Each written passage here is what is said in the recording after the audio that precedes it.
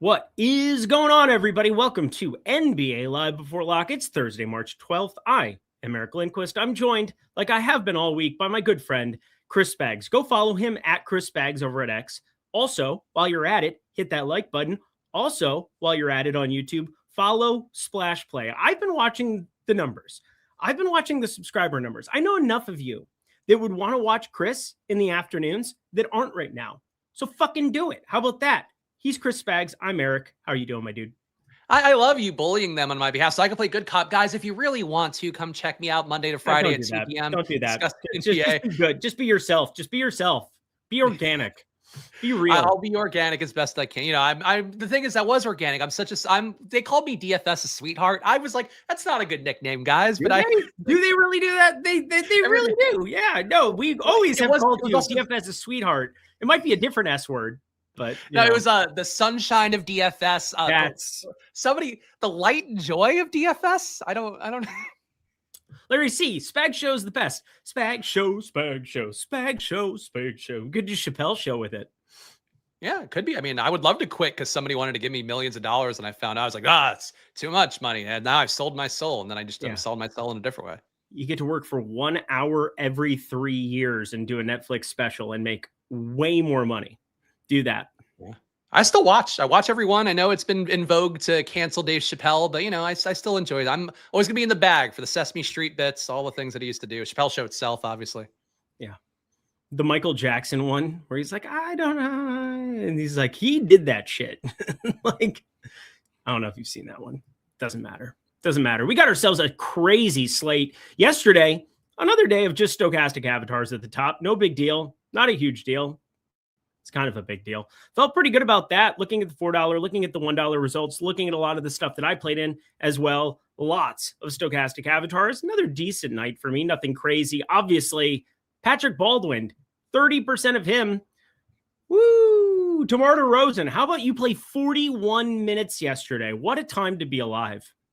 Yeah, I got Baldwin too. And somebody had the audacity to leave me a comment on my channel being like, oh, you guys in the industry were all like all over Patrick Baldwin and good for you. You got 20% of people to pay the rake. It's like, no, I played 50% of him because he's 3K. There's nobody else in the slate. And they had a 9-man rotation. So yeah, they didn't play him. It sucks. Unfortunately, guys, we got another month of the NBA regular season. This is going to happen 10 times over moving forward. Might even happen tonight with Burton on the Grizzlies. But I don't know, man. It's just one of those spots where like it happens. It sucks. But man, the Kings are really, they took that anti-tanking to heart. They took that call with Adam Silver harder than I've taken anything in my life. Pause. Yeah.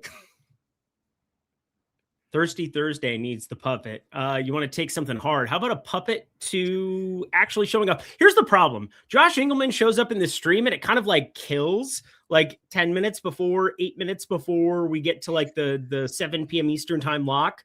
Yesterday, 7:30. As soon as he shows up, it's just like, oh, we go back to being nuns and we don't want to like do anything too off-putting. We don't want to do anything that's like crazy or normal Eric Chris weirdness. Like, God forbid, the thing that's brought thousands and thousands and thousands of people to watch our NFL streams. God forbid we do the same bit when somebody's watching one person in our little room. I mean, I think the issue really is that it does make Puppet Lindquist more self-conscious, I think in particular. But it's also that it's like, and a lot of people on this channel watch wrestling. It's like you're going against The Undertaker. Like you got to go, oh, I'm going against this scary big guy. And Josh just, mocks the puppet. He thinks the puppet's not cool. And like, look, the puppet doesn't need that. He's got an agent. He doesn't need that. He's the sunshine of DFS, many are saying. He doesn't even have balls, but it's fine. No big deal. Neither do I. Actually, I do, but people want to. I know. You got that before me. I here's the problem, Chris. We've done enough of these. I know when you're going to say the thing, and we finish each other's. Ejaculate? It's only 4 minutes of the stream. I'm sorry, guys. Let's do some basketball. Yeah, let's do some basketball. We are at 6:06 Eastern, 3:06 Pacific. Hit that like button as we begin. Looking very, very forward to it. Hey, how about this? Tomorrow's my birthday. Can I get a Puppet Lindquist, please? This is our last stream together this week. So if you would like, you got to get to that 400 number. We haven't gotten to that 400 number. I'm going to ask a couple of times throughout the show. Get to the GD 400 number so we can do it. And doesn't have to get scratched like Colin Morikawa today. Did you play any PGA DFS? I doubt it. No, I didn't, thankfully. I mean, frankly, I've been thinking I should after we had talked a couple weeks ago about part of the reason why NBA DFS tournaments seem to shrink the back half of the week is because of all the PGA money. Yep, that's why. Honestly, I would have been there with everybody playing Morikawa out the wazoo, I'm sure. So sucks, but I feel like if you're playing NBA DFS, you should be the most hardened for things like that happening in PGA. Yeah, I had $490 invested in Colin Morikawa. 38% of my lineups. Also played cash for no reason. Was talking with downside of me, my guy Jesse, and he was making fun of me for it because he's like, "Why am I in this 11-man tournament with you and you have Colin Morikawa?" I didn't play Ryan Fox in that one. I did think about Ryan Fox. Also a WD this morning. I had him in 3% of lineups. I think 58% Morikawa. That's more than I had, but overall, it didn't feel good. I was under the field. He's at 39%. So go me. Overall, though, yeah, when you have a guy who is 80% in cash, I'm going to probably survive.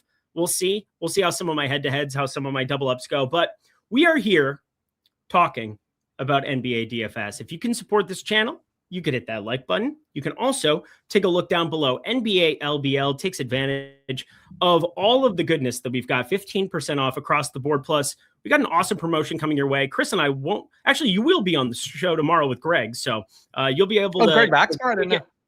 Greg's back tomorrow. Yeah, I'm off tomorrow for NBA Live Before Lock. But hopefully you're actually off as opposed to the fake off you sometimes occurs. I'm never off. I've posted my bets every day for I think 5 years outside of one day, and it took the apocalypse to have it happen. So it's fine. COVID. Not that anybody cares. Let's get ourselves to the Live Before Lock slate here. Let's start, I think, with back-to-backs. We've got ourselves Nikola Jokic. We got Wembanyama, also some Q tags that exist here on the expensive end of things. We've also got some other value pieces that we'll get to as we go throughout. But Jalen Johnson back in our lives playing basketball today without Jalen Johnson. And just for the hell of it, I'm going to hit refresh just in case there's anything that's changed. No, we have not yet. We've got SGA, who is at 5%. Giannis at 8 and change against Miami. We know it's pace up, but hasn't really gotten the crazy amount of minutes we were hoping for. We also have back-to-backs with Paolo Banchero. We also have Jaylen Brown playing basketball today without Jason Tatum, but in the most difficult matchup. There are so many push and pulls going up on the top of the board, whether it's Jokic back-to-back, Victor Wembanyama questionable. We got SGA against Boston, not exactly the fastest pace matchup themselves, considering they're dead last in pace in the association. And Paolo Banchero on a back-to-back. So many push and pulls things, Spags. 9K and above. Lots of options. I don't know. We didn't even bring up Bam. DraftKings just really leaned into the fact that he just smashed and put up 107. 9,900 for him. Probably not going to get there in any capacity. Plus, Tyler Hero sitting there with the Q tag. What the hell do we spend up for today? I mean, clearly the field wants to do the Jokic thing again. I mean, I get it. In the most recent data that Stochastic put out, it's about 35.5% ownership on Jokic, which is a little bit down from what it was earlier, about, 45, 50 or so.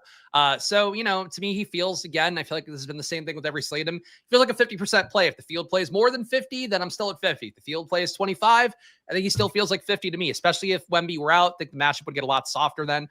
But for Jokic, he'll play most likely on the back-to-back. 31 to 35 minutes, depending on how competitive the game is. The floor should be there. I think the ownership, the fact that it's not at that 40% plus level, I think does make him a little more appealing to just kind of get to half your lineups with him. But to me, he's the guy. I thought I'd get more, Jaylen Brown, but he's only a 14% play for me. Wemby, Cade, Jalen Johnson, those guys around 12 or so. And I think for Jalen Johnson, facing Brooklyn, it kind of feels like one of those spots where he should be able to hit triple-double upside, especially with a few more peripherals going around for no Dyson Daniels out there. But I think just projection-wise, the best play is Jokic. So it's hard for me to talk myself out of that, especially given the fact that it might get softer if Wemby didn't play.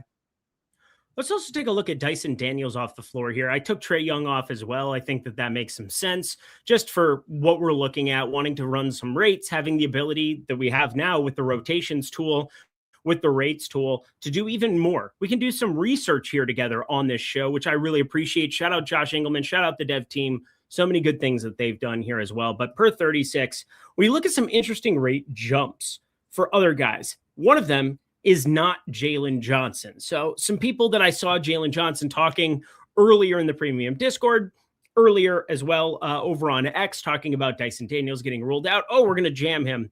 Nothing really changes. 27% usage, basically his baseline, goes up 0.6 points. Not that you're getting crazy amount of usage going for Dyson Daniels. I think the main thing to pay attention to with him is that Jonathan Kuminga is in. And so 24 minutes of Jonathan Kuminga, 25 minutes of Jonathan Kuminga could really change your perception of what a Jalen Johnson's going to be at his current price tag. So I think there's other things that we can mine out on this slate. I don't think Jalen Johnson paying up for him is going to be one of them. I'm with you, where right now it is what it is. You got Jokic. We know the kind of fantasy producer he is. He's playing basketball today without Aaron Gordon out there. It's a very difficult spot, but you could get Wemby out. You could get Luke Cornett in. Obviously, Luke Cornett brought in for a little bit of his defensive purposes. The minutes would ramp up, but that second unit has nothing to be in the way of Nikola Jokic, whether that's Kelly Olynyk, Mason Plumlee, who's available today, Bismack Biyombo. They have a lot of other bigs that exist on this bench, Spags, but like Jokic, for all intents and purposes at 12-5, yet again, a slate where I'm just jamming him. Yeah, look, I mean, I think I see a little more hope for Jalen Johnson. Like I know Stochastic bumped the minutes up for Kuminga to like 24 or so. I just think that there can be a world where Kuminga plays a little bit less, coming off him missing a few games there that, erring on the side of caution, and that helps Jalen Johnson get there. But yeah, I'm with you. I think we're on the same page. It's like, it's Jokic is the best play. I still think there's always going to be utility and like making sure you don't go nuts on him. I want him to be in half my lineups, but I think in those lineups that I don't have him, I want to play other pay up options. I want to play some Jamal Murray in particular as sort of the lever against him. But Jokic is your best player on the slate. And frankly, still at this point, even if he plays, 32, 33 minutes, probably a little bit underpriced in a way that the other big spend up options are not. Let's take a look at some of these Q tags. Let's take Wemby. Let's take Wemby here right now. San Antonio. We've got a weird slate today where, for whatever reason, DraftKings doesn't have the Chicago LA game, and we've had some news come in for that one. So for Showdown, that's going to be kind of independent of what we're doing here on this show. Boston OKC starts at 9:30 p.m. Eastern time. That one made the cut. We got Derek White still questionable there, where Peyton Pritchard could step into a bigger role. We could have, some other pieces, whether it's Baylor Shireman, whether it's Neemias Queta, number of other guys that could potentially show up. But right now, we got Wemby right around 14%. Stephon Castle, his assists have jumped from 6.5 to 7.5. He could end up being a phenomenal fantasy performer without Wemby on the floor. I'll pull up the rates for that here while you're talking as well. De'Aaron Fox, 15% optimal, constantly one of those guys that when you're without Wembanyama on the floor, looks better from a DraftKings points per minute rate. Devin Vassell, I think, becomes even like a better option. And Luke Cornett at 3,300 for him. This is very similar to the Sandro Mamukashvili thing you and I talked about earlier this week, where I was going to nuke of the night him. And, well, we got that news way earlier than I anticipated. Late swap. This is the second to last game that we're looking at 9 p.m. Eastern time. There's a lot of other opportunity cost at the position with Jokic. There's a lot of opportunity cost elsewhere, but at guard, Castle Fox would look electric, and Luke Cornett could be one of the best ones. Oh, shit, Andre Drummond out. That's going to be wild stuff. Spags, talk to me about San Antonio and some of the late swap implications here, though. Yeah, I mean, the Wemby not playing thing, I would think right away you would have Luke Cornett be one of your top values in the slate. We just don't have a lot of 3K-ish guys. And really some of the value that, was coming up before, and I'm actually going to check to make sure these guys have come down a little bit in the data. Like Noah Penda was coming up earlier in stochastic data. That got moved to a more logical area.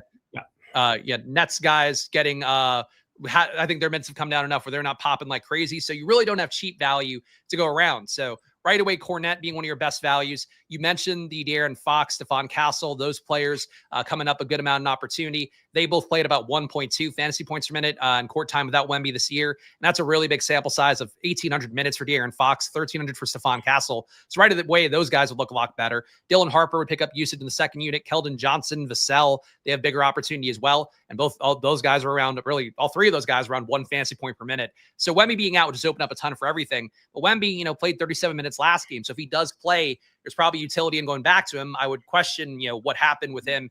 Playing 37 minutes. Next game, he's Q tag with an ankle thing. That's not great. But if he plays 37 in another competitive spot against Jokic, like he might put up 65 plus again. If you look at the rates tool, you click on the per 36 and it turns into per 1. So this is going to be more applicable to what we talk about on a day in, day out basis. De'Aaron Fox goes to 1.25 DraftKings points per minute. Devin Vassell, the other guy that I think would go from 4% to a large percentage of my lineups, nearly a fantasy point per minute. We've seen 799 minutes, pretty large sample size. That's a gigantic sample size relative to some of these that we're going to get to elsewhere on the course of this program. So Devin Vassell, somebody I want to have on your radar. Stephon Castle remains about the same, but the usage, 25 to 30%. It's just a question of how efficient some of that shooting can be for Devin Vassell for Stephon Castle. His assist rate, again, looks pretty intact. Everything looks pretty intact for him, but I think Fox, Castle, Vassell, all three of them in the starting unit would take big steps up. And then, just the minutes that you would get from a guy like Luke Cornett in the starting unit. I do get a little bit worried about trying to fire up a backup center there, because I do think we're going to get like a 24-24 split of some kind. I just don't know if it's going to be Olynyk. I don't know if it's going to be there. And obviously coming off of Patrick Baldwin day yesterday, Wemby off the floor, Mason Plumlee there. There's a lot of uncertainty with that second unit. It's definitely a tournament flyer type of situation where you want to take shots on those backup centers. I don't really have a lean about them, though.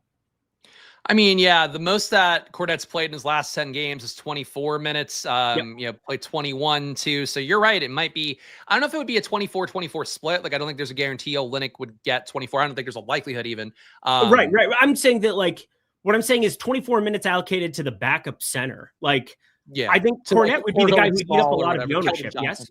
Yeah. Kelton Johnson potentially playing some small ball five, but like in this specific spot, if you have Jokic out there, you need a big body thotty to some extent.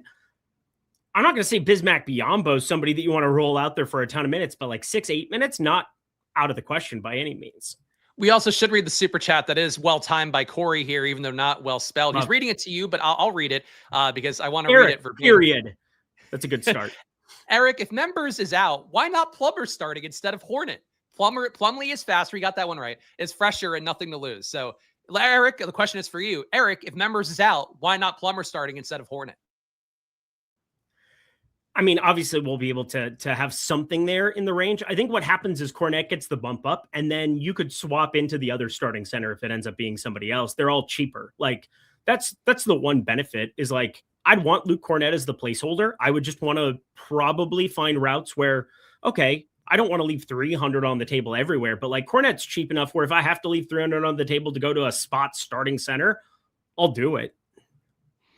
Yeah, I like that you just didn't acknowledge the fact that he spelled 3 words incorrectly with talk to text right there. When Members, again, sometimes it might be talk to text. He might be driving. He might be doing something else.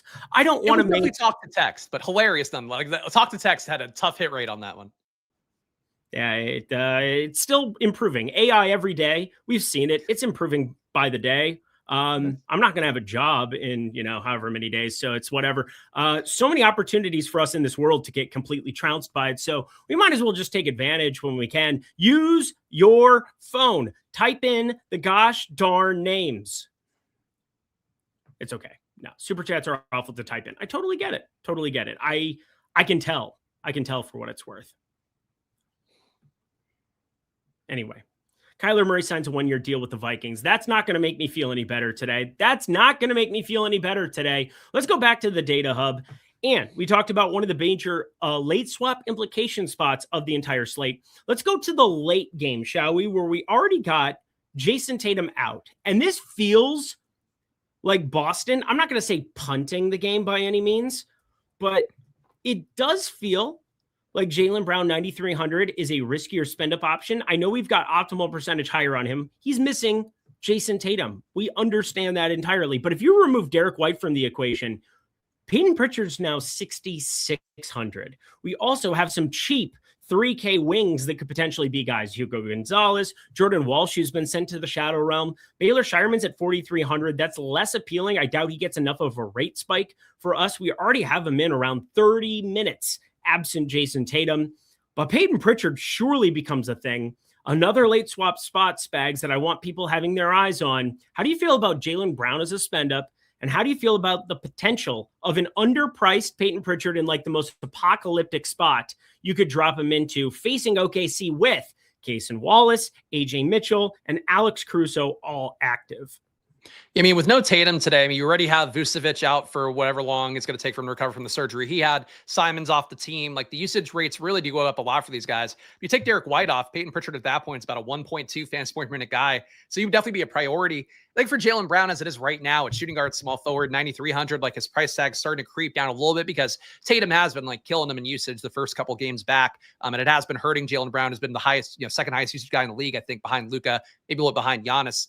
So for Jaylen Brown in this spot, taking, anybody off, taking Tatum off, taking, still having Vooch off, having Simons gone, I think that all helps him out a lot. If White is off too, I think at that point it sucks because the Thunder's defense is going to like crush Jaylen Brown or, really try to put all their attention on him.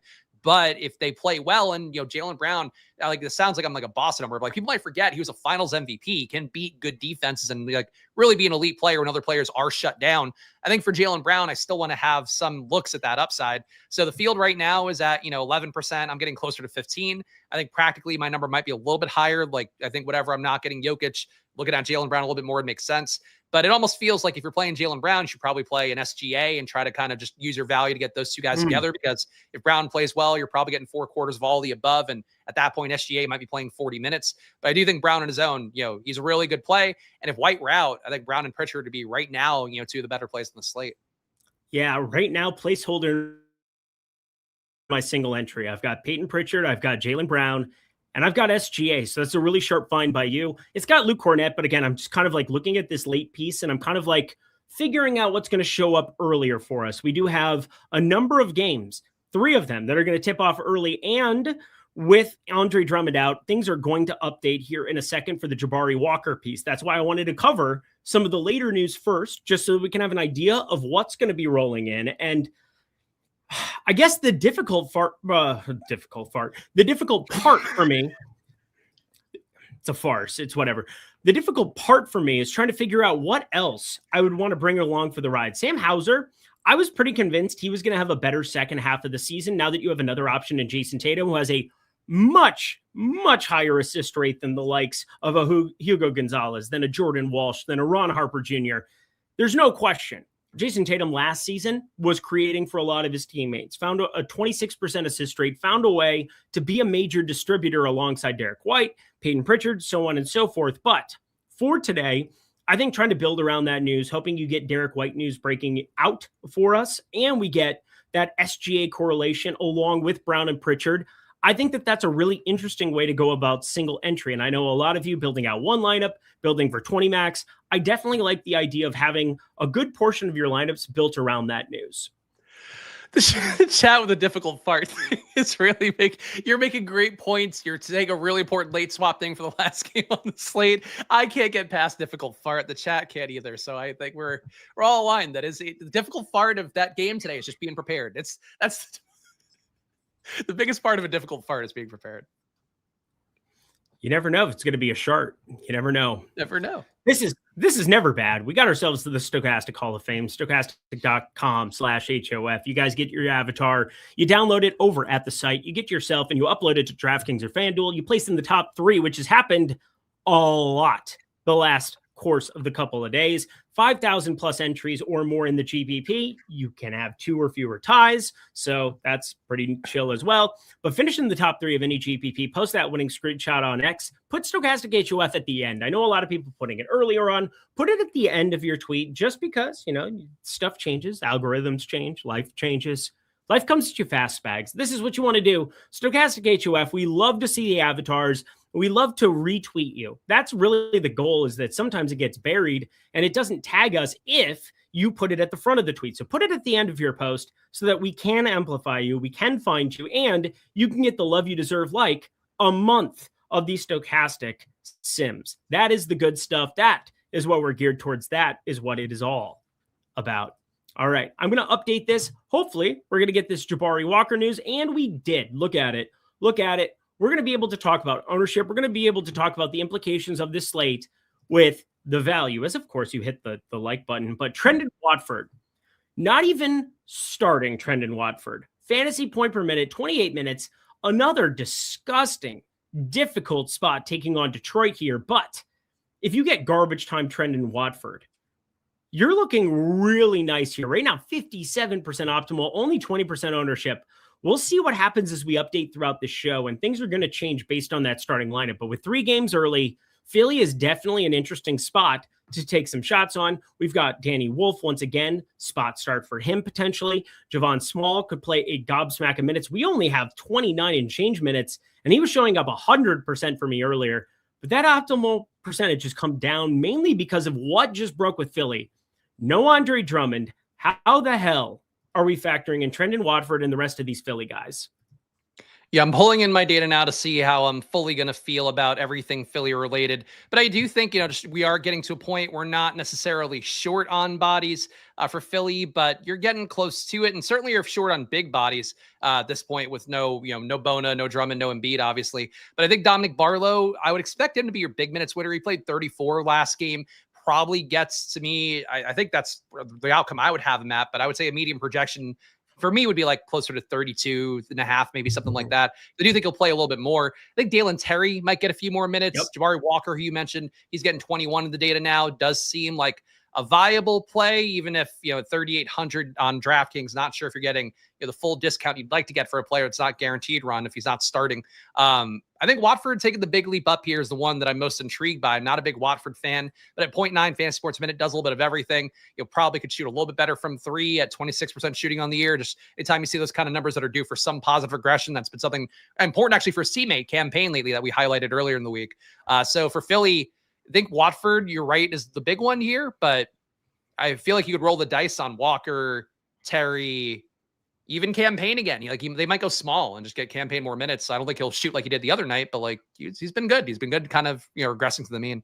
Even like a Justin Edwards has some kind of viability. I mean, there's something around every corner here for Philly. I don't know what Nick Nurse is going to do when they get completely smacked around here in this spot. And Justin Edwards, he's played 26-15, 28-6 minutes. It's been very, very volatile, but both of those games where he appeared and played major minutes were back-to-backs. Like, Philly's had a lot of these back-to-backs recently that I think make it very hard to pin down where the minutes are going to be. Again, they played San Antonio. They played Utah on a back-to-back at home on the 3rd and the 4th of this month. Then they played on the 9th and 10th, Cleveland and Memphis. And we know Memphis is one of those spots where they should have been able to put their thing down, and they did. They found a way to win that one. But I look at Philly, and I look at tons of guys that are unowned, tons of guys that have some kind of viability, but Trendon Watford has a great fantasy point per minute rate, and we have to compare him to the likes of Danny Wolf. Danny Wolf, if he starts, which is what we've got in right now against Atlanta, where the players play and they ride on them things like every day, 4,800 for him, power forward center, looks ridiculous. Olivier Maxence Prosper, we've got Memphis with a very shorthanded situation. They could have Cam Spencer out for this one, but somebody's got to suit up. So I assume Cam Spencer is active no matter what. If you see the words active for Cam Spencer, assume that it's going to be a 7-man rotation with him off the bench. If you see him in and starting, completely different situation. But no matter what, Maxence Prosper has to play a ton in this spot. Same with G.G. Jackson. Woo, he is for real. They are going to limit these minutes as much as they can, but they've got, even with Hendricks back, a very, very shorthanded front court. And I just look at Watford as kind of the guy that can win early. And then we've got that half hour later where we're looking at the Brooklyn-Atlanta start, and we've got to start to put together our lineup. So I'm going to ask you this. Who's your favorite piece of value at power forward specifically that isn't Trendon Watford, who is our highest optimal percentage? Yeah, I love Danny Wolf at 4,800. Do you think, earlier today, I was like, oh, he looks like a really good play today with MPJ out. I didn't realize that Day'Ron Sharpe was going to be out. He was out today, but then also now ruled out for the year, getting some surgery for himself. But Wolf kind of absorbing 2 roles that helped him out a lot. We saw last game him picking up some of the backup center minutes with Day'Ron Sharpe out. They have EJ Liddell as well, who could play, theoretically can play backup minutes, but he's not really doing it. Yep. He played in garbage time last time out as a center.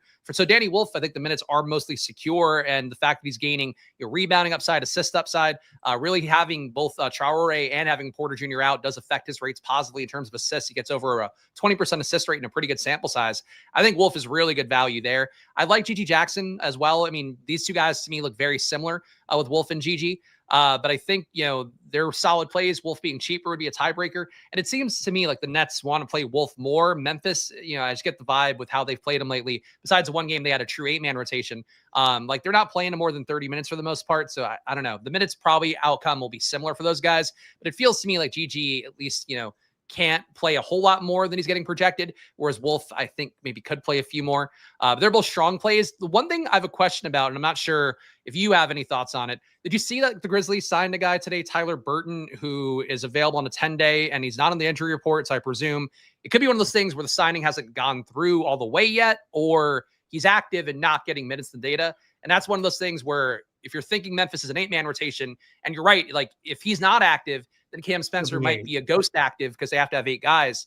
But if he is active, then Cam Spencer's status is like legit. So I don't know what to do with that because I don't actually know where people look up where it's like if these guys' contracts have gone through or not yet. Yeah, so we're waiting on that. I just want to get the confirmation. Really, it's going to be the starting lineup. You're not going to start that kid. Cam Spencer would have to be a starter. If Cam Spencer's a starter, I don't really even care about what's going on with him all that much. I'm not going to play Cam Spencer at his current price tag. Ryan Rupert, probably interesting-ish off the bench, but like, I'm not going to say it doesn't matter because you're talking about the difference between an 8 and a 9-man rotation, but no matter what, for me, I'm paying attention to Cam Spencer to see the wording, whether he's in and starting or whether he's active and sent to the bench. Because if he's coming off the bench, I can't imagine you want this 10-day guy coming in and playing whatsoever in any kind of a major capacity unless Cam Spencer's just unavailable. I mean, he's been lighting it up in the G League. I was looking up numbers just because at this point, any guy coming in for these dog shit teams that like I want to be extra mindful of, he's been shooting like 62% true shooting in the G League with a good sample size, like a 22% usage, 15% rebound, 15% assist guy, a little bit of everything. So that's the only reason I bring him up is like, I think he might be, and it's tough to adjust G League to NBA. I'm sure Josh could talk at more length about that. Like he's probably not really as good as like a Ryan Rupert on that team, but he might be as good because Rupert's not very good. And I don't know, this Burton kid at least seems like something. So I just think it's something to watch out for that's not in the data right now. And, these minutes lately have been driving me nuts. So I'm just saying it out loud because I'm worried about it. I'm definitely not worried about it, but he's not on the slate for us. So we don't have to worry about him from a DFS perspective as far as like rostering him, which is a definite plus. But pretty much everything else is kind of terrifying. Oh, I forgot to bring Michael Porter off the floor. I should probably do that considering he's the most impactful player and making sure that we don't suck at our jobs. That seems important. But Sharp out for the season now as he's going to get season-ending surgery. Danny Wolf going to be getting your backup 5 to some extent. Like you could go to, Chaney Johnson, EJ Liddell, a number of other guys that could potentially show up there. But like, my guess is that Danny Wolf, if he doesn't start, is just playing backup 5 to Claxton. It's close to like 26, 22. And then you could potentially get a couple of other minutes. I had talked about that with Danny Wolf the other day, where things can really break in his favor. If you take Michael Porter off the floor, we obviously see the usage, points, rebound rate, everything takes a jump up. Terrence Mann, the other guy who kind of takes a step up, but Noah Clowney becomes like the really big beneficiary. I didn't take Cam Thomas off purely because we weren't going to get any kind of a minute sample if we took him off as well. 110 minutes for Noah Clowney, 27.7% usage, 6.5 rebounds per 36 as opposed to 5.3. Lots of ways where things break his direction. So Brooklyn, Danny Wolf is definitely a guy that we want to keep our eye on, have an idea of what's going on. And we just got the Suns starting lineup as well. Grayson Allen not going to be playing today. They play Toronto on a back-to-back. They have Toronto tomorrow.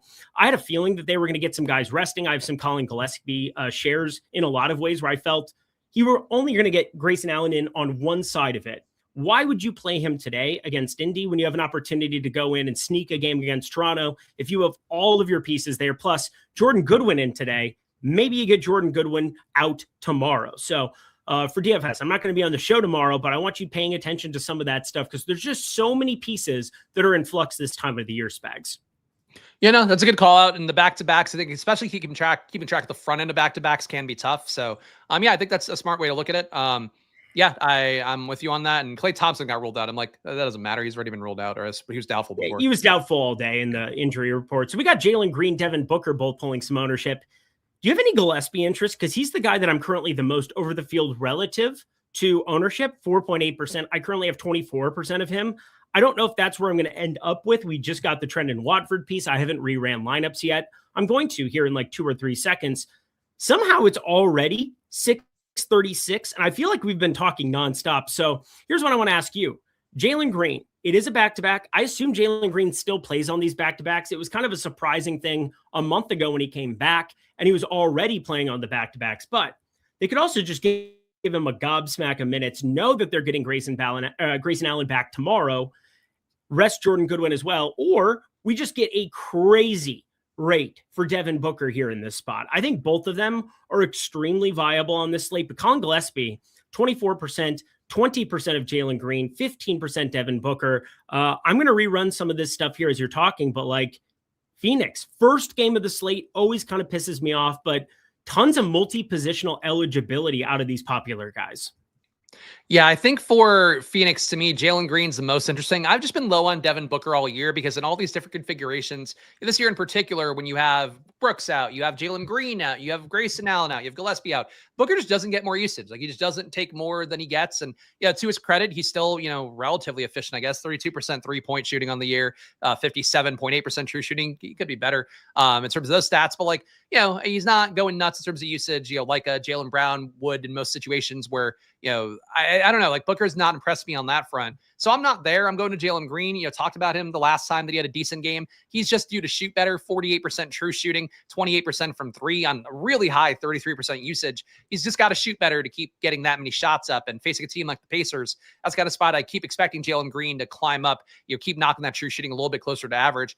For Gillespie, he's a guy that I'm getting at 8%. Jalen Green, I'm getting at 20. So definitely more of a stand in favor of Jalen Green at shooting guard and small forward. But Gillespie, I think an okay play. I mean, to me, about an 8-10% play, somewhere in that range. He's been good all year. Really no critiques of him. And he does seem to gain more when you get a guy like Brooks off the court as opposed to Booker, who just the usage either stays flat or comes down incrementally. So I think Gillespie okay at 6,500. But to me, Jalen Green's the one that's most intriguing. The positionality, shooting guard, small forward, the fact that he really, to me, seems desperately due to have some more outlier days on the positive side, just because how bad this year started for him. And he's getting healthier too. Like I think he's starting to hit his stride in a way where it wouldn't shock me to see like a real ceiling game come up soon. Yeah, gobsmack all of you. I don't give a fuck. Here we go. Let's go, Chris Spags. You are the man. Everything's good. Everything's great. Everything's dandy. Everything's lovely. You know what? Especially because we got a crazy little Philly lineup to kind of sort through with VJ Edgecombe, Quentin Grimes, Justin Edwards getting the start, Trendon Watford getting the start, Dominic Barlow. So Watford ownership going to come up.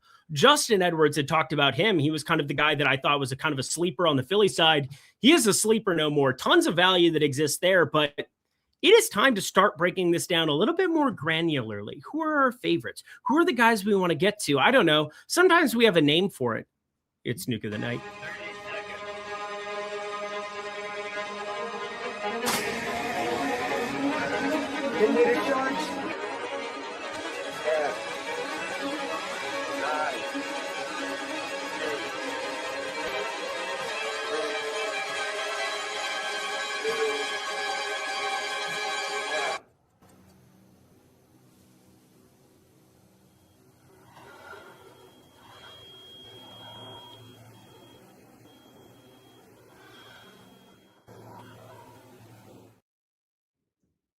Oh, it feels good. It feels great. It feels grand. We got ourselves an awesome slate. 20 minutes left. This has been one of the fastest shows that I can remember. Probably the fastest of the week for sure. Hit that like button for us as Chris Spags gives you his Nuke of the Night.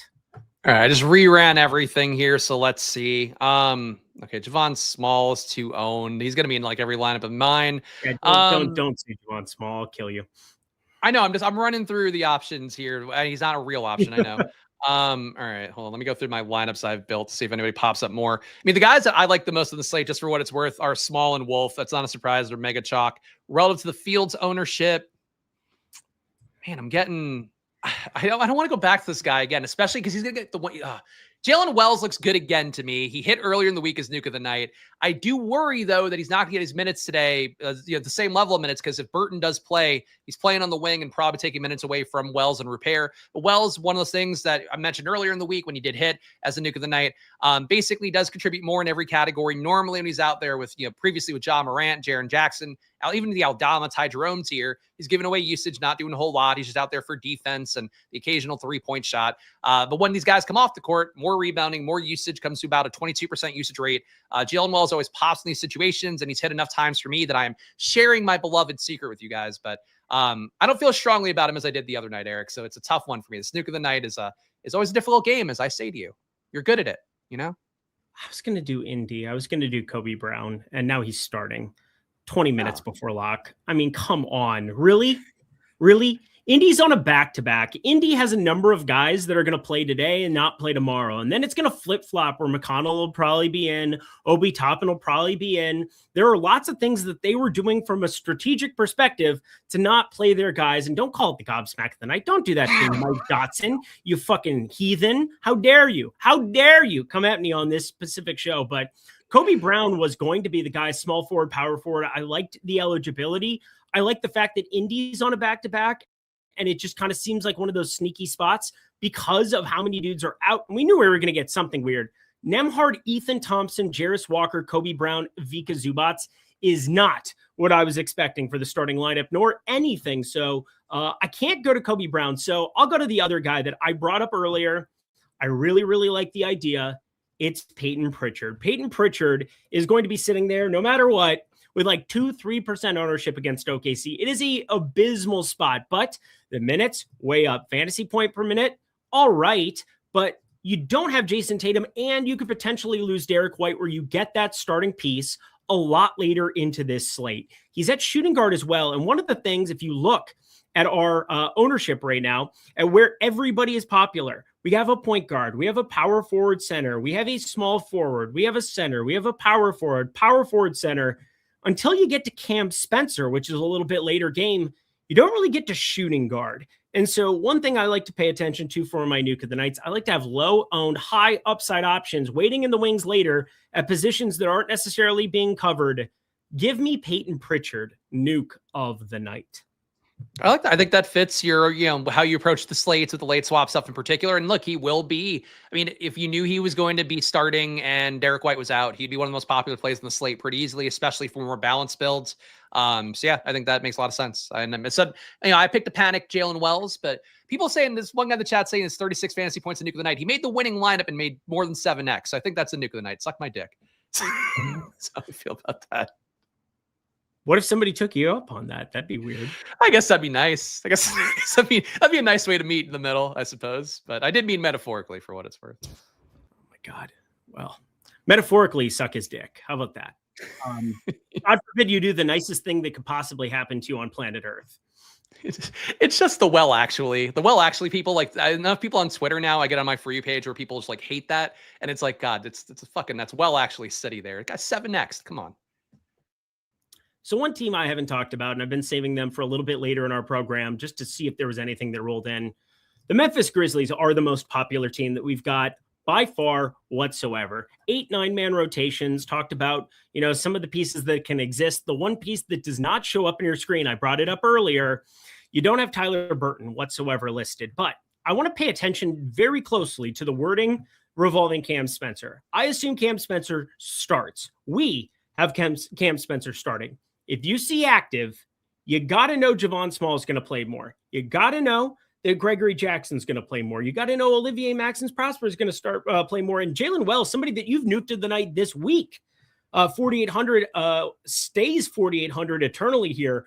He's under-owned here as well. This team, 36% owned, 34% owned, 33.5% owned, 30% owned, 27% owned.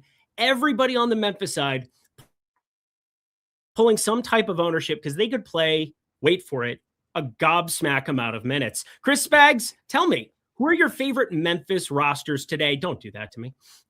I mean, I have a gobsmack of ownership. I'm gobsmacked by the gobs of ownership I have for Javon Small right now. He's going to make every lineup that I have. I like to listen to Godsmack when I'm doing my gobsmacking, as well as Josh made the joke earlier, but it's been on my brain since. Yes, that's fine. GG Jackson would be my number 2 guy, getting him at 60%, Fields at 34. Omax getting at 56, Fields at 34. Jalen Wells, my boy, is getting for about 36% of my lineups. Fields, the lowest on him at 15 or so. Cam Spencer, I still think the Burton thing really matters here, because if Burton is active, Cam Spencer, if he's not starting, I think it's a very high shot to just not be playing. They need lead. The irony is, like, they've had so many lead ball handling guards, but now with Clayton being out, in addition to Cam Spencer being banged up, they're getting low on ball handling guards. So if Spencer weren't starting or were unavailable, I think Javon Small will become even more of a lock. But I don't know, man. Memphis, everybody, I'm getting some of you, and Meshack, who sucks. So tell me your preferred Grizz, because I'd be curious. Bears. I was just doing a ball handling. It's fine. No big deal. $4.99 from FF Doom to do nothing. I'll tell you about Memphis here in a second. We got $4.99 from him. We got Huff, Kuzma, Gigi, Jack, or Potter, Vassell, Cornette, DK. I can't predict the future. I know Micah Potter is not starting. I can't imagine that he's playable at this point in time. So I like Vassell, Cornette. I like the idea of late swapping into that, but you don't even have Jay Huff starting today with Ivica Zubats back in our lives. I don't think we get enough minutes for Jay Huff to really matter on this specific slate either. It's kind of an awful, awful combination of players.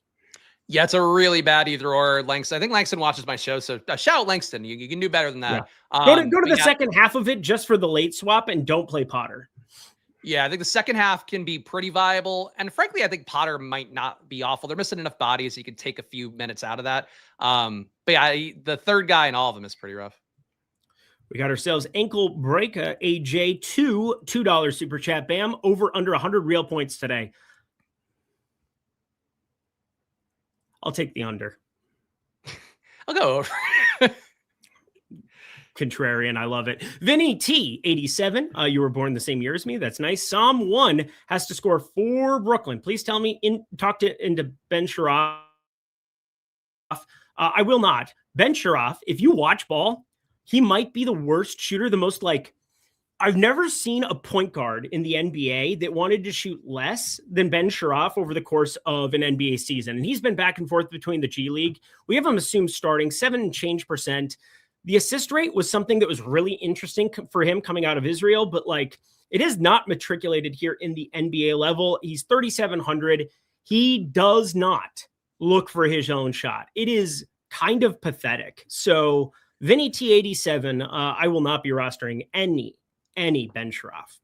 It's always funny, the kind of players, like for you especially, to get a guy that you hate him that much that it sounds like, but the players that sometimes get your vote like that. Well, you dislike him currently. You dislike the way he plays. Maybe not him as a human being. Correct. But I think that it's funny that you get those biases though against guys, because I feel the same way about him. Because earlier in the year, I'm looking at him, he's like, wow, he's long. He can do some stuff. He can grab some boards. He doesn't rebound. He started to start the season off for Brooklyn. He was the starting point guard over Nolan. Yeah, and they grew to hate him. I mean, look, he's got opportunity because Traore is a guy that was creating a decent amount of assists. MPJ's usage being vacated. Obviously, Cam Thomas usage historically not there anymore. There's opportunity, but I just think you got to kind of hold your nose at how he's actually played this year, which is not super well. I don't get Eric has never heard of Ben Simmons. I'm pretty sure I've heard of Ben Simmons. What's the Ben Simmons thing? Ben Simmons was a point that didn't want to shoot. Yeah, him too, very much so. But I'm telling you, Ben Sharaf does not.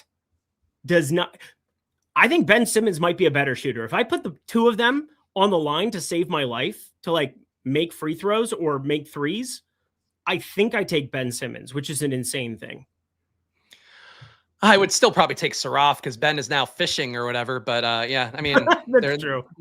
Neither's good, but Sharaf at least is in the league, and you can make the case, as I always do, you're probably due to shoot better. You can't hold that badly forever, but he's definitely not. This year might not be his year.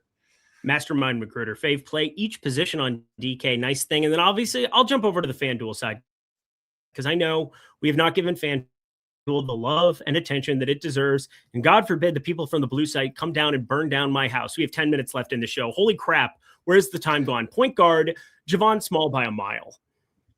Am I doing FanDuel or are we doing both sides? We're doing DK first. DK, he wanted we're doing DK first. All right, hold on. Sorry, I'm resimming stuff again. And okay.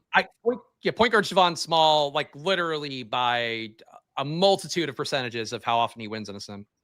Really like Cade Cunningham as a contrarian option, and we talked about all of the San Antonio pieces. Right now, at shooting guard for me, Jalen Green. Shooting guard for me would still be Desmond Bane. Hit on him yesterday. I wish I made my nuke of the night instead of Aaron Gordon. I would have kept my streak going. Would have felt really good about that. But Bane was another guy I had a big stand on. He played pretty well. I do worry that we get Banchero kind of hogging the ball back to get his usage back to where it normally is. But Bane, to me, at 7,700, I think there's a ceiling there, and it's not a point chase. Tyler Hero out. Oh my God. Ryan Rupert going to be the guy for me at small forward. Small forward for me is Jalen Wells. Rip all of us on the Memphis side. And Cam Spencer, we didn't bring up shooting guard, small forward, very, very viable placeholder, if nothing else. Danny Wolf, power forward, not close for me. Yeah, Danny Wolf, power forward, or GG Jackson, who is actually pretty close for me. Okay. Olivia Maxence Prosper was close to both, but obviously we've brought up Memphis nonstop because they're pretty good. And at center, Nikola Jokic. Yeah, center. I mean, actually, Wolf and Omax, I would have guys that do win more often than Jokic, but yeah, I mean, Jokic, we all know him. We all know that guy, right? He seems pretty good at basketball. Sam Van Dam, $425 super chat. Really appreciate you. DK, last one in utility, 6K or less, please. Yes, we can definitely give you that. I have all of the players here on our screen. I'm going to scroll down to the 6K range. We're going to take a look. It's in our book, Reading Rainbow. GG Jackson, GG Jackson. Da, da, da, da, da, da, da. I love it. I think you should keep doing it for the next 8 minutes. Let's take a look at the blue side because once again, I don't want to get stabbed. I'm sure somebody will come and come for my head. Not that they haven't already. It's fine. We got ourselves Javon Small looking big time. Also on the blue side, 5,700 doesn't matter. Going to play a ton. And if Cam Spencer's out, he's going to play an eternal amount, a gobsmack amount, if you will. Ryan Rupert also going to be looking pretty good. It starts to get a little bit different here. We got Cooper Flag, 8,800, pulling a ton of ownership. Somebody that was pulling a little bit of ownership on DK, but with point guard, shooting guard, small forward, he has a million positions on FanDuel. Again, like the Tri-Wizard tournament of positions, the Harry Potter of positions, it gets a little bit insane. Goblet of Fire, fourth book, real ones no, but tons of different pieces that we've got there. And with Tyler Hero getting ruled out, 7,800, Miami is going to be something that I do want to be paying a little bit of attention to because you got Jovic, Wiggins, and Powell already out as well. We had that ridiculous Bam Adebayo game. Can we get some Pell Larson in our lives today? I think he's not a bad play here. I mean, the wing minutes being a little bit more available definitely help him out. He's no guarantee to close, but do you think there's more opportunity for him? But really getting Ware back in, I think, makes it kind of the same dice roll Miami has been lately, where Ware can close, he might not close. Hawkes can close, he might not close. Davion Mitchell can close, he might not close. I'm going to keep saying this for a few more guys. Larson can close, he might not close. Gardner, not so much closing unless the game is kind of out of hand. So that's a little bit of a concern point. But for Miami, I think it's a dice roll. Bam at his price tag on DraftKings, I can't see going back to. But frankly, if he were going to put up one more really good game just to be like, fuck you guys for shitting on me having this really nice moment last time out, he now has the runway to do it because most of his minutes will still be exactly like they were last game. It's just going to be that Ware comes in at certain points and I think takes some of that production away as the Heat's technical best fantasy per minute producer all year. I'm refreshing everything here right now. 351, our last projections update, 352. Ownership last updated here. That is 652 if you're living in normal time. Hit that like button for myself, for Chris Bags, so we can see Puppet Lindquist one time before the end of the week.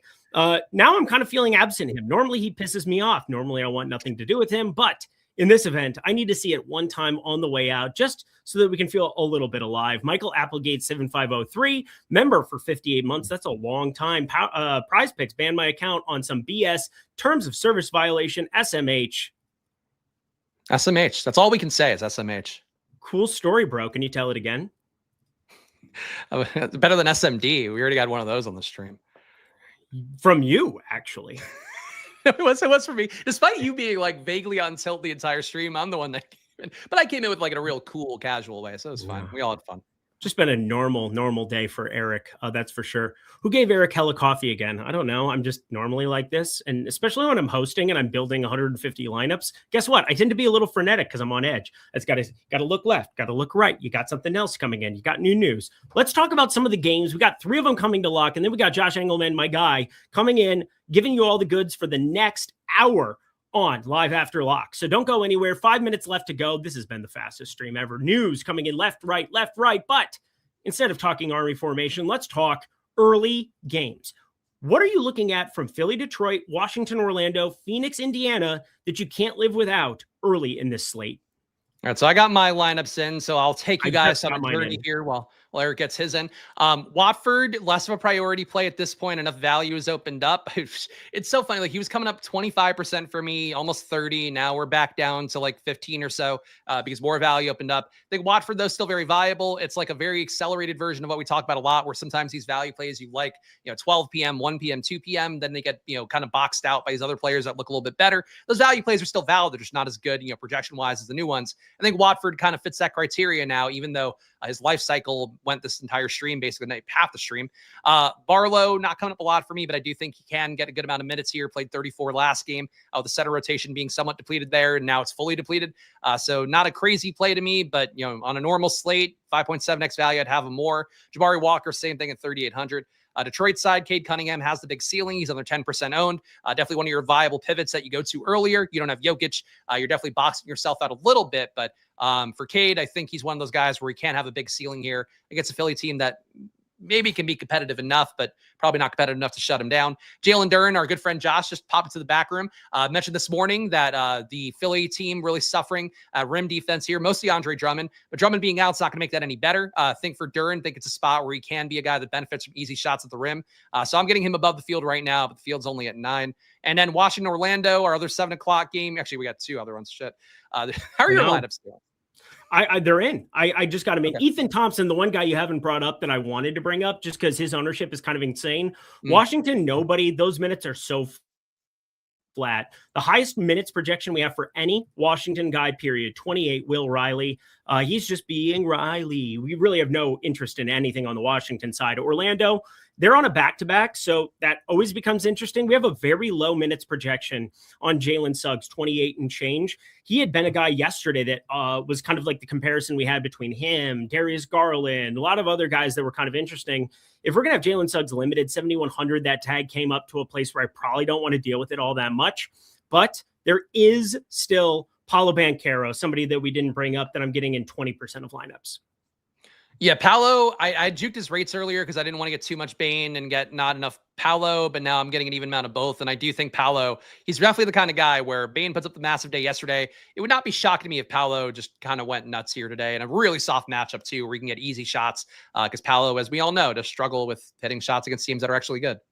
Don't forget about late swap. We do have a lot of news that's waiting in the wings. We got news that Tyler Hero's out. We're going to get a projections update. We'll be able to kind of update everything. You're going to have the Brooklyn starting lineup that could have some red herrings, some weirdness. There's no guarantee that Sharaf, Powell, Clowney, Wolf, Claxton end up being your main 5 guys. You could get Wolf playing backup 5. You could end up getting like an Agbaji start. You could get a lot of weird stuff. You have Cam Spencer with the huge Q tag, Derek White with a huge Q tag, Wembanyama, the biggest of Q tags as far as what it could potentially give you for everything else. But that is going to do it for live before lock here for both myself and Chris Baggs. You need to follow him at Chris Baggs.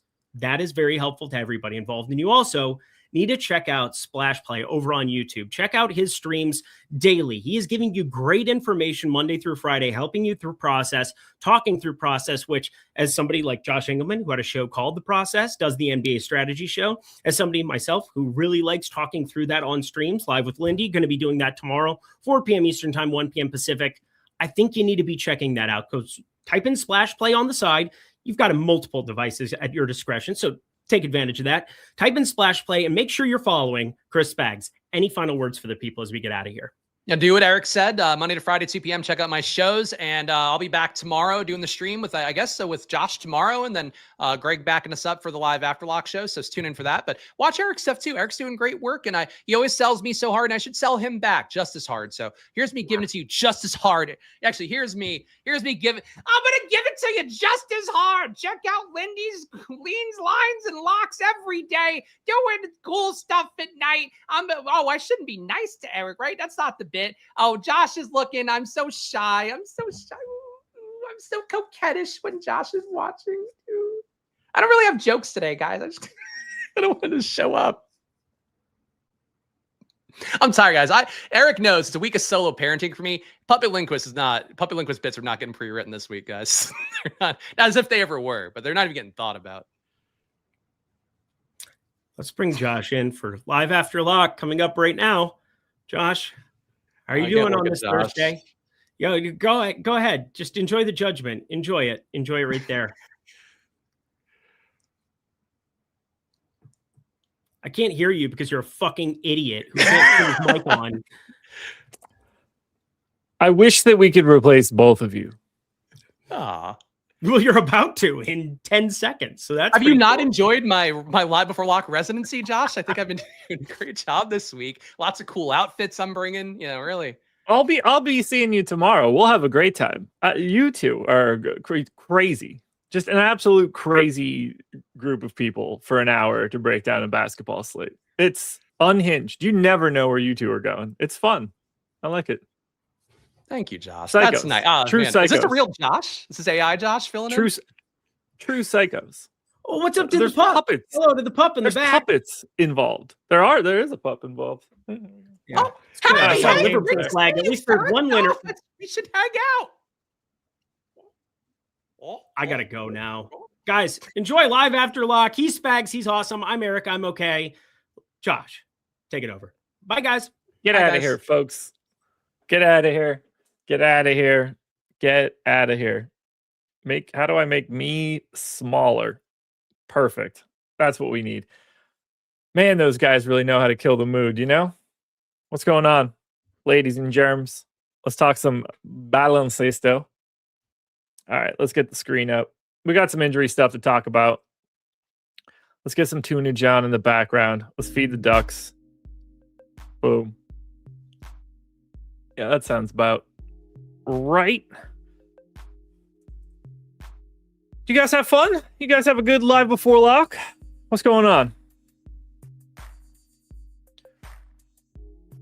Let's have a good time. I want to bet on some basketball. We are going to use the prop tool to do that. And just to put it out there, we are going to be attacking that Denver-San Antonio game. So let's get ready for that.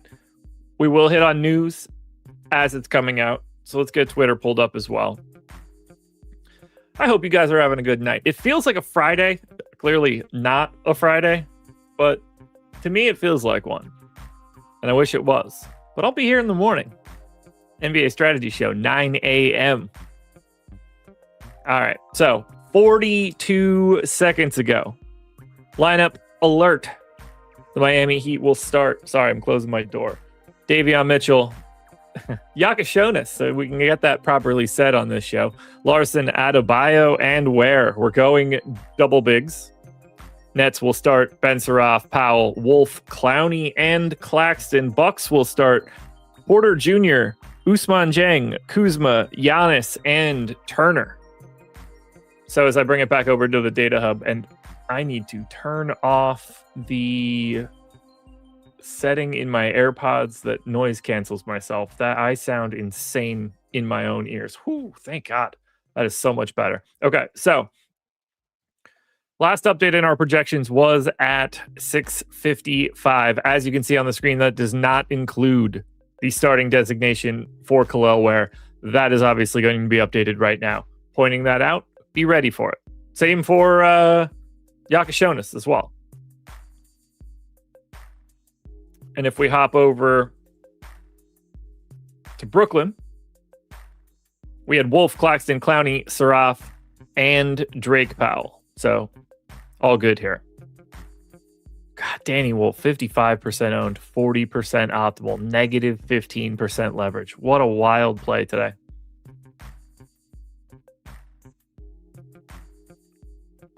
R. Stanley, that can't be possible. Surely you've known that my beak is massive. It's not hidden, man. Ty Jerome out. As expected, obviously. Cedric Coward out. Something else popped up in that window. A lot of news coming in. Hot and heavy at 7:05. Hit that like button for the news. Cam Spencer, available to play. Jerome out. Coward out. Hawks, McCollum, Alexander Walker, Kispert, Johnson, Onyeka Okongwu. So, Memphis impact.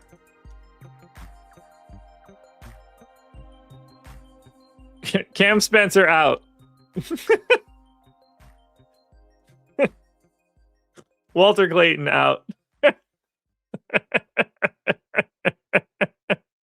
Okay, for people that are just listening and don't have a screen, I know how that probably just was an experience for you. Cam Spencer was ruled in and then ruled out within about 45 seconds. So Cam Spencer out for Memphis, along with Ty Jerome, along with Cedric Howard and Walter Clayton and Taj Gibson.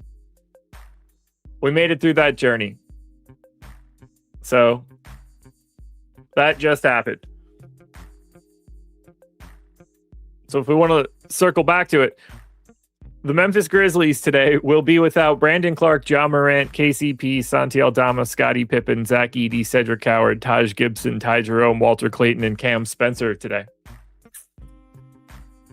I'm going to go ahead and call that one mildly shorthanded. So we've got Small, Jackson, Prosper, Wells, Hendricks, Rupert, Meshack. Is that 7? Somebody's going to be named active. They got to be out of bodies, right?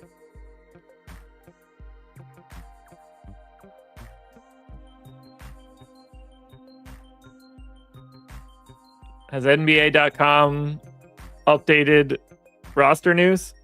Oh yeah, Burton makes 8. I forgot they brought in Burton. So he's not listed on the data hub because he's not a guy.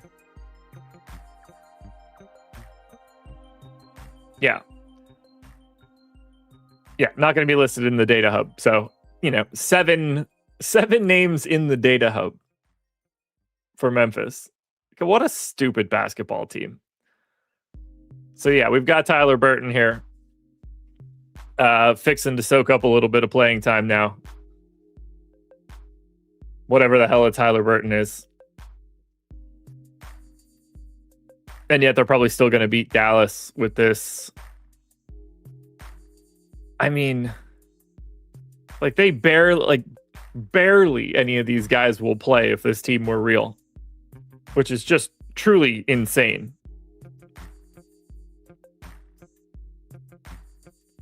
Hold on, DM's coming in. Jason Wagner, shout out. Yeah, I got the roster update here. So Tyler Burton now official in the model with his lovely negative 2.6 offensive plus minus. Better on defense than you would ever expect. Let's see where we stand on projections here. All right, while we're waiting on the projections, we need to start having a conversation about betting on the San Antonio Spurs. San Antonio Spurs are going to beat the Denver Nuggets tonight. It's funny. Swing and a miss on Minnesota yesterday.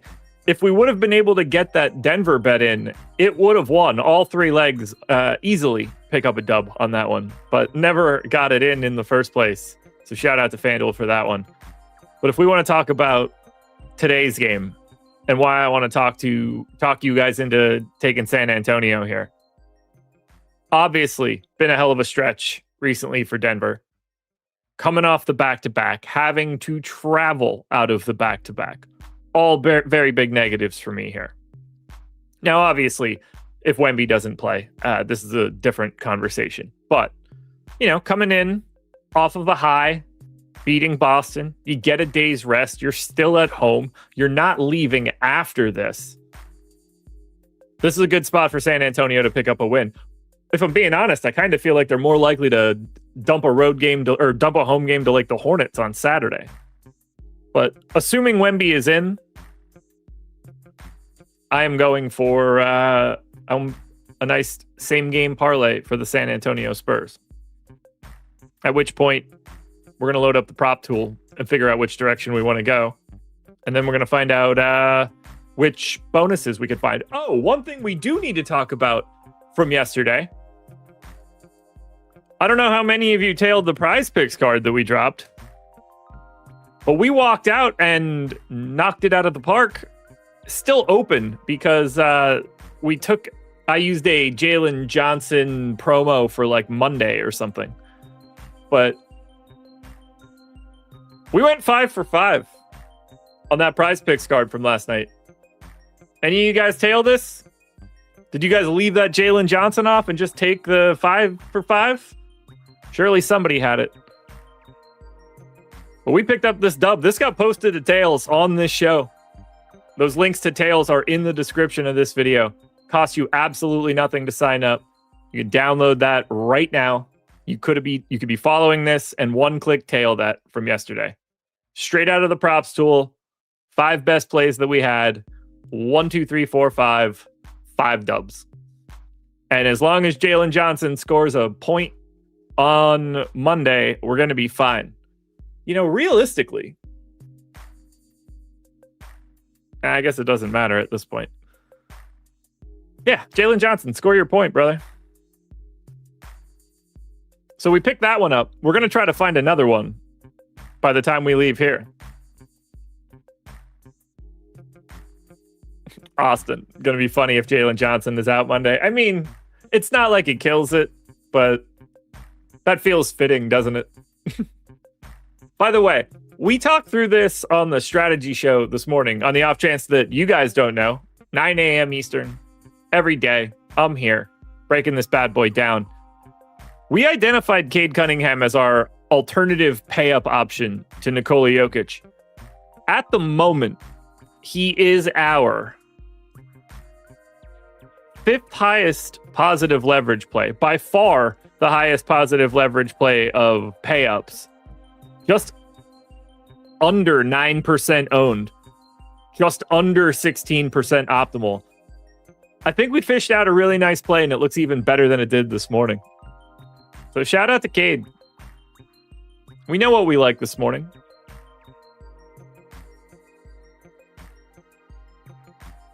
Have we gotten any other updated news? We'll hit the projections.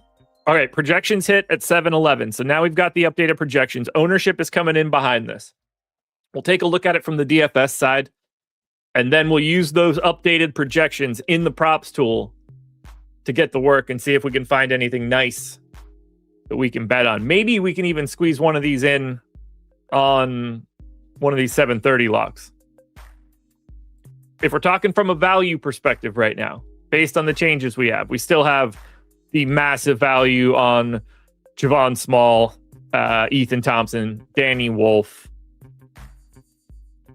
and then your giant pack of Memphis dudes post Trendon Watford. Watford with the massive positive leverage, I might add. We'll see where that ends up after the refresh of ownership. Let's see what the impact was projection-wise for Miami. So we've got Khalil Ware now, just under 27 minutes, 5.54x. That is the number one value option coming from Miami. Yakashonis is at 4K, point guard only, 5.31x, which is an interesting dynamic. Drew Smith here, projected 4 minutes less, better per minute, dude. Interesting dynamic between the two of those guys. And you still have Davion Mitchell here as the starter. Ownership is now updated. So projections updated as of 7-11. Ownership updated 7-13. We're looking at about 15% ownership to Jaime Jaquez, negative leverage. Not too much coming into Khalil Ware right now. I would expect that number to be a little bit higher. I think that positive leverage number is probably somewhere in the middle. I wouldn't be surprised if he's in around 10. He's just got some cachet right now.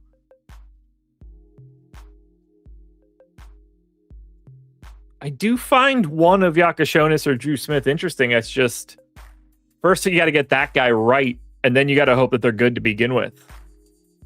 It might not be as easy as you would like it to be. And then let's hop over. What was the other? Oh, we have Memphis updated. So obviously this is just 7 visual guys for Memphis. They have an 8th, not available here. It's the same massive ownership that we've had previously. Heavy positive leverage now for Javon Small, for Gigi Jackson, and for Jalen Wells. I believe Jalen Wells was the guy that did really well for us earlier today. This is a slightly different dynamic than what we voted through on the strategy show.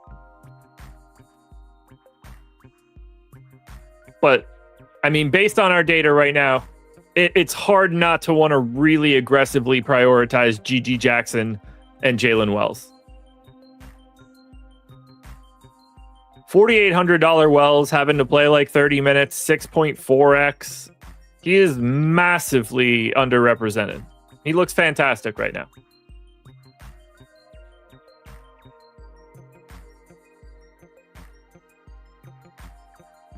Right now, I think the three best options coming out of Memphis are Small, Jackson, and Wells. And that says nothing for the fact that the rest of these dudes pretty much all look great except for Taylor Hendricks. Do we have another team that we needed to touch on here, or do we want to fire up a bet now? I think we're all right here. Was there any other news that I needed to walk back through? Nothing moved on the Hawks, right? That's impossible. Yeah. Kispert starting, 5% owned, 7% optimal. Just nothing. I mean, 3,300 is appealing. It is Brooklyn, I guess. I don't see it as like a thing I want to pick, if that makes sense. So let's take a look at the props tool. Reminder, subscribe to this props tool using the link in the description. This is what we built that Prize Picks card on yesterday. Just straight here, took the top plays right out of the gate, fired it up, shared it, done and dusted immediately. And I should probably get that ready to go again right now. We're going to do a Prize Picks card first. We got to keep the momentum alive. That has to happen. So I'm going to get Tails ready to go so that I can drop the Prize Picks card immediately to you guys so that you can tail it.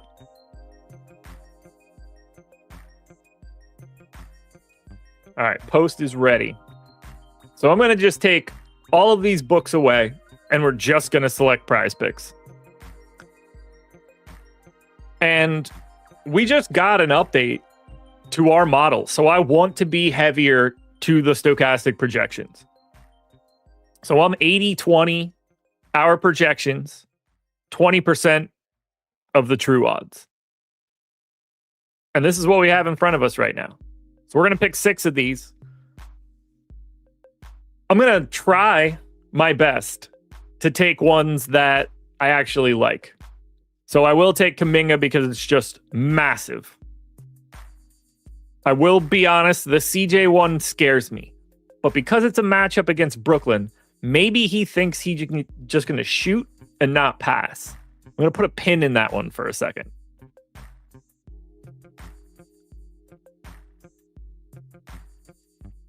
I'm going to leave the Castle one alone for right now just because Wemby's hanging out there. I'll take the under for Chet. Realistically, I got to take under and assists for one of McCollum or Nickeil Alexander-Walker. I'm going to take the CJ one since that's the higher rated one then. So that's going to be 3 of our plays. We're going to take over 8 points for Ben Suraf. That takes us to 4.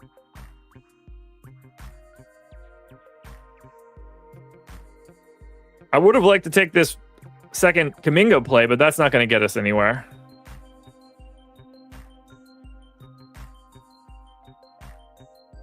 I'm not digging any of these Denver ones right now. Makes me a little dubious. If they were overs, I'd go for it. Let's go ahead and grab Nick Claxton. Over 14.5 points and assists. And then final play, Ryan Rollins. Over 4 assists. 6 straight plays, straight to Prize Picks. I click one button, I get it immediately. It's already populated, ready to go. I don't have to do anything. Whole card is here.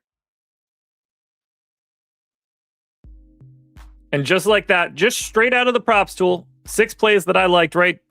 You know, just from a cursory glance, seeing positive EV plays that I liked. Simple. Put it together immediately. Now I'm going to save this lineup. I'm going to post it to Tails. And this is where you guys can join us here. So, NBA props tool. 6-pick Prize Picks card. And now you guys can tail along with me. And we could all win this money together, same as yesterday. Cards up on Tails. Doesn't cost you anything to sign up at Tails, to use these features, to follow along for these picks. The link is in chat right now. You click that link, you go to Tails, give it about 30 seconds. It's going to map all of those lines. And then you'll have the ability to one-click tail that play. And we got an update of projections and ownership. So shout out to Jason Wagner on the back. We're getting this stuff ready. Let's see what we're seeing here now. Again, still major positive leverage on G.G. Jackson, Javon Small, Omax, Jalen Wells. There's a chance some of these Memphis guys may be underrepresented right now. By the way, in terms of tails, you can see it on the screen right now. That's the prize picks card. That's what you'd see if you went here. And this is the experience. Simple. All 6 legs. Click tail. If you want it on prize picks, great. You can get it for prize picks. You could also take that straight to a sports book if you want. Load that up at a sports book. Maybe put a boost on it. That's also available to you here. Wherever you play, you can take the path. So hit tail parlay, and you're good to go. Follow along on Tails. Follow me on Tails. Follow the rest of my crew. You can see it. Lofty, Jake, Eric. Follow Ben. Follow Greg. Follow our boy DK. Follow Mitch. DFS and donuts. I love donuts so much. I haven't had a donut in a while. I'm going to get a donut tomorrow morning. It's going to be glorious. Follow Chris Spags as well. Or just explore the free picks feed and see what people are posting. This one just happens to be Ben. I think he just got some of the pieces that we just got. There's a never-ending supply of people you could follow. And not to mention, we've got leaderboards. You want to see who's doing well, who's making the most money, who's on a heater, who's hitting long shots. It's all right here for you guys. You should check out Tails. It costs you nothing. It's free. Click the link in the description. I'm really excited we got our prize picks card in. Khalil Ware right now. 27.9 minutes, 5.5x value. Matchup against Milwaukee. Feels like a game where Bam just puts it on cruise control, right? Doesn't it? Bam got his flowers already. Now he can just relax. Just tranquillo today. Feels like a Ware day. It really feels like a Ware day. All right, we got to start talking about betting on this Denver San Antonio game. Just has to happen.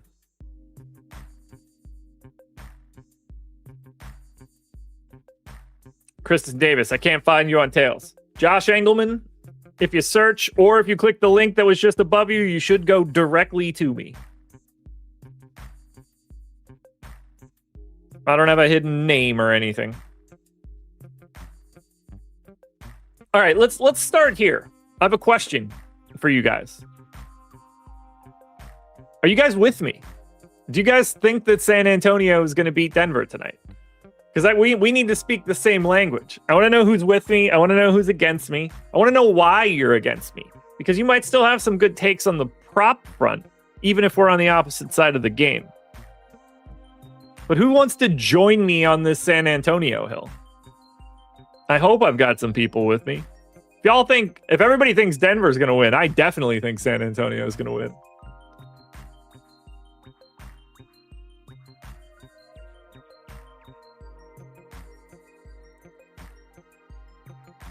Denver, San Antonio.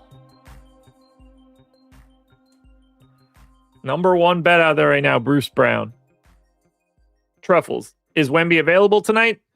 I mean, technically undetermined.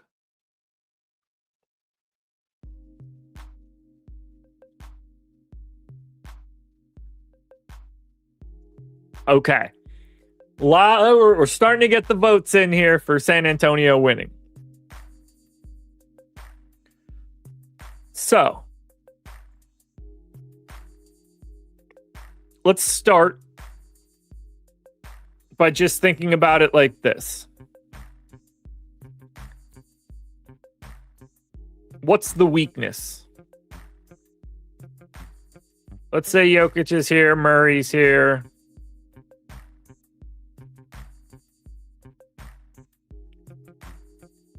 Let's say Gordon's in for now, because they're obviously going to be good. But what's the weakness defensively?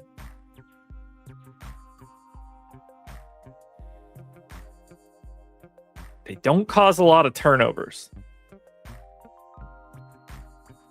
Is their rebounding really as bad as it looks? Gotta check the stats.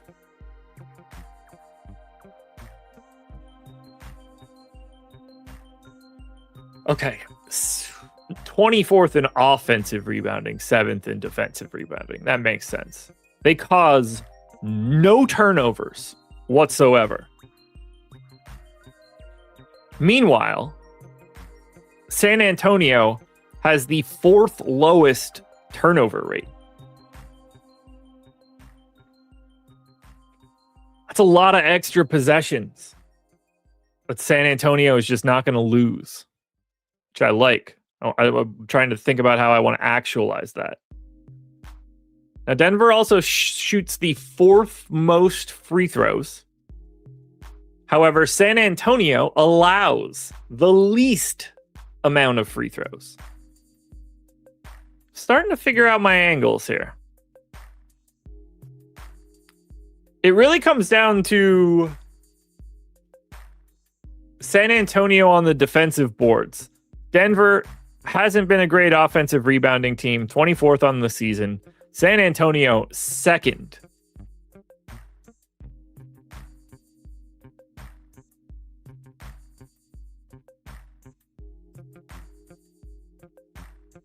Huh. All right, let's start chipping away at this then. Because we're obviously taking San Antonio on the spread. We also need to figure out where this is going. Have you guys seen any good promos today for the NBA side? If you saw anything on DraftKings or FanDuel, if you saw it at any of the other books, let me know. All right, Thursday mystery offer on DraftKings. I got a 30% NBA same game parlay boost up to $20.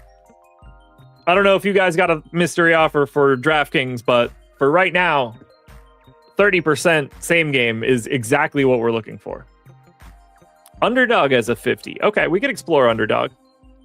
I'm going to hit this DraftKings one because 30 for 20 is... I'll take that. So clearly we're taking the Spurs. And again, apologies, I got to build this on my phone. Location will never work for me in this scenario. At least I think that's true. I have been saying that because that's what it used to be. I assume that's still true. Never hurts to check.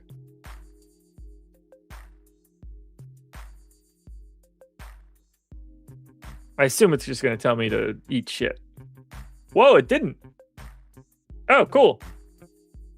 So I'll just put this in on the show and make my life infinitely easier. Huzzah. I forgot it's because I'm not in a Zoom call anymore. That's the problem that it used to be.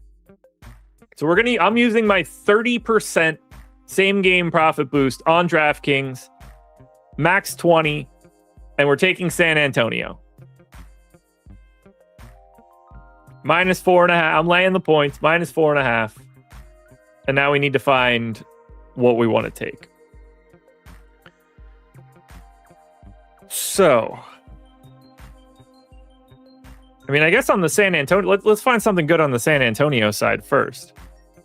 Castle over points is the first entertaining line that we have. Plus 4% EV. Not typically my bag, but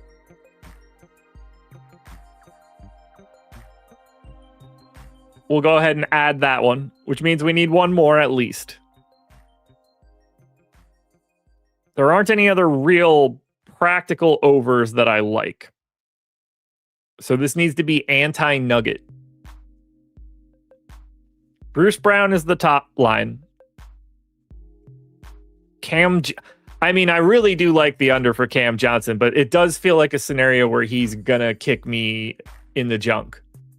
Because I was pro his acquisition, and I thought this was gonna work better, and he hasn't been great.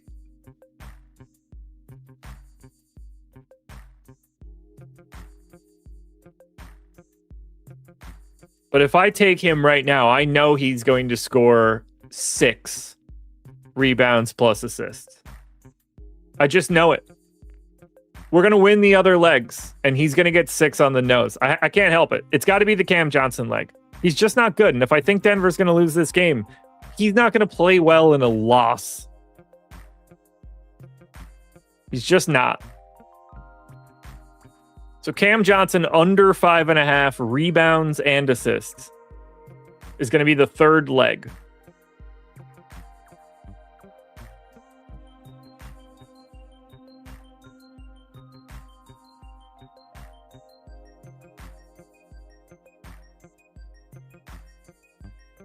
Does that stupid promo need to be 4 legs? Part of me kind of hopes that it does.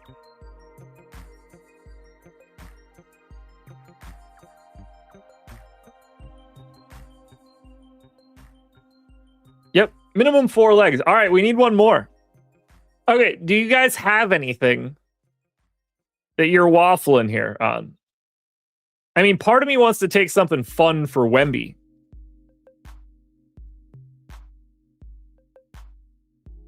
Just to, enjoy it. We're not going to have any blocks here. But, part of me just wants to cheer for him to send people shit. But it might not be the most plus-y.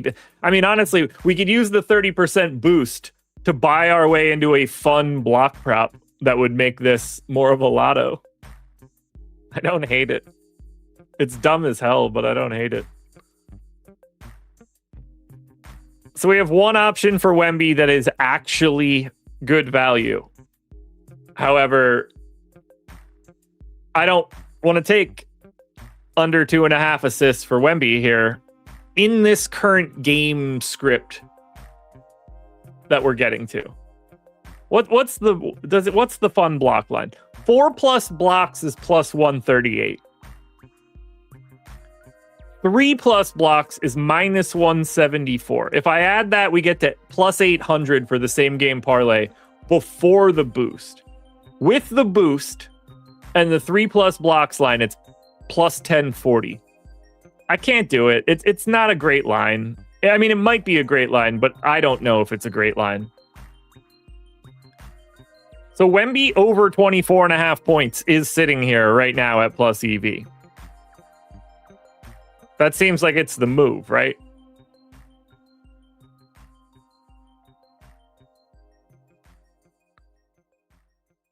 I'm going to look at one thing, but right now it seems like I'm taking the Wemby points prop.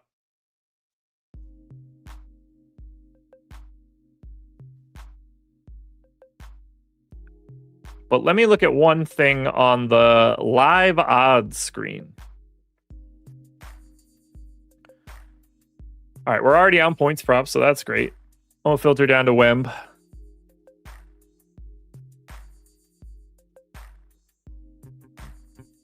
Anything interesting in a live line or in an alt line?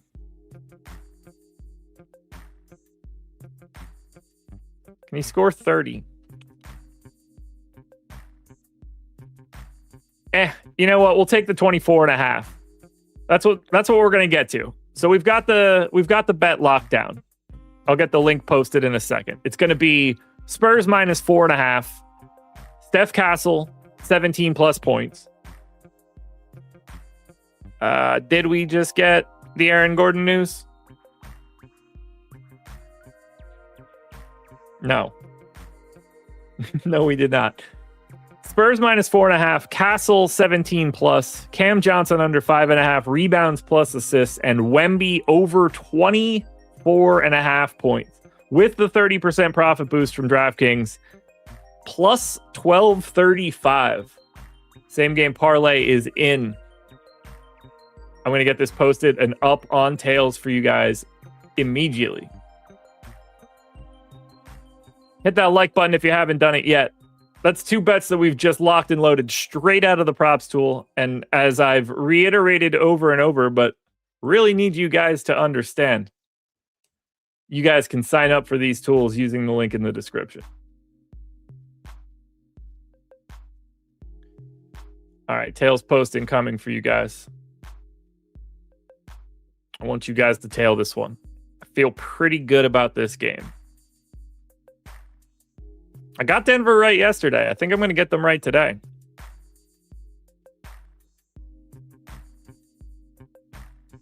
Bang, got it. All right. Denver, San Antonio. Tails post is live. If you're following me, you would know that immediately. But if you're not, the link is in chat. And just as a reminder, give it a couple seconds. And then this post will populate itself so that you guys can tail the parlay that we just built on screen with 1 click and 1 click only. See? We could do it like this. On the feed already, 4-leg parlay, ready to go. 1 click tail. You can get it at plus 1210 on Onyx odds right now without the boost. If you want. If you play on Onyx odds, at least. It's a great line. Honestly, DraftKings does, in fact, have the best line right now. Now, if any of these other sites have a better boost or something, it could be there, but 30% boost on what's already the best line. I think we got a good one down. So what are we waiting on yet? Let me make sure I'm setting you guys up in the best possible way. That game's done, that game's done, that game's done, that game's done, and that game's done. So we've got the Memphis news already. We've obviously got the Dallas news. We're still waiting on all of the real news for Denver and San Antonio. We're hoping that Aaron Gordon just plays. We're hoping that Victor Wembanyama just plays. I mean, like, I'm hoping that the Barnacle of the Bay plays for San Antonio, clearly, but not going to impact the game all that much. So it's small matters for the DK or for the DFS side. But clearly the Wemby and Aaron Gordon pieces are helpful. At this point now, kind of want Aaron Gordon out, although it probably makes the Cam Johnson bet worse. So probably comes out in the wash. We're still waiting on the Derek White news as well for Boston. That will have a pretty big impact already. Otherwise, nothing hanging out there. And then if you're playing late skis, lots of Q tags still out there for Chicago. S&P, don't do that to me, man. Don't do that to me. We don't want that. That's not fun at all. I mean, it's great for DFS, I guess. You end up getting a $3,300 Luke Cornett as the best play on the slate and ridiculously underowned. It ruins my bet. The line sucks. His prop will get voided. The Castle piece would still look good, but everything else would be shit. So let's hope that doesn't help it. Oh, you went into it with that assumption. Oh, let's get that up on the screen. So you went into it thinking, I'm going to build for it. Okay. That's... So...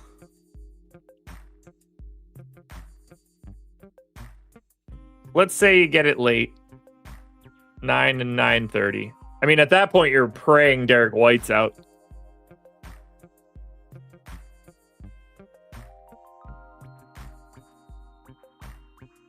Just trying to think about what pivots will show up.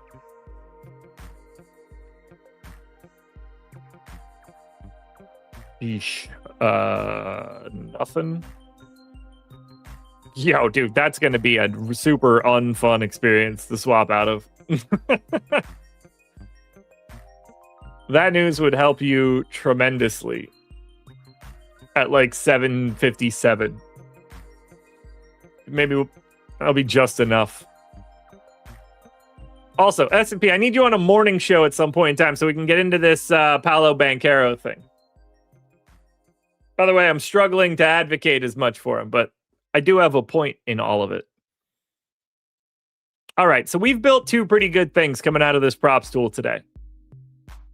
And we didn't even scratch the surface. We didn't tweak any rates or anything crazy. We just took the goods straight out of an update. And I think that's the best way to use this tool. In the grand scheme of things, I don't think we're going to see anything else now. Dallas and Memphis is cooked. By all accounts, I don't think we're going to be getting any Denver or San Antonio news by the time I would be done. We've got prize picks booked. We've got a DraftKings same game parlay book straight from the tools. Anything else you guys want to do before I get out of here? Let me look at one thing. I'm assuming this isn't going to help me in any way, but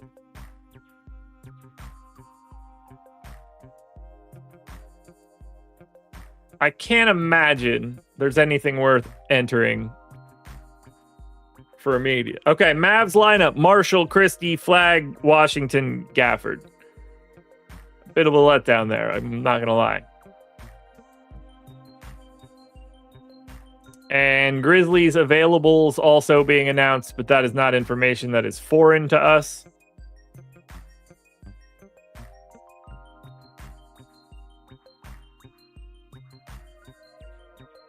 But Javon Small, Jalen Wells, Ryan Rupert, G.G. Jackson, Omax, Taylor Hendricks, Jemai Mashak, Tyler Burton on a 10-day hardship listed as active. And again, Mavs will start Marshall, Christie, Flagg, Washington, Gafford. Andrew, so the hate is real, but the potential is real too. That's a strategy show topic for a day where we have like 3 games and I can just go for like 30 minutes. At this moment, I'm going to dip. But I'm going to be hanging around tonight. Lots to do. Great basketball to watch later tonight. I want to sweat our same game parlay.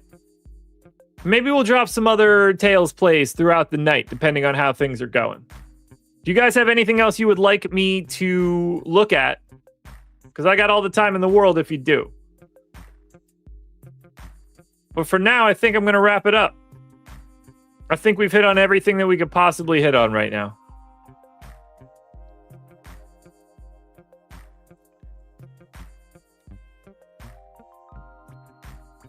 Can I register anything right now? I guess that's the last question.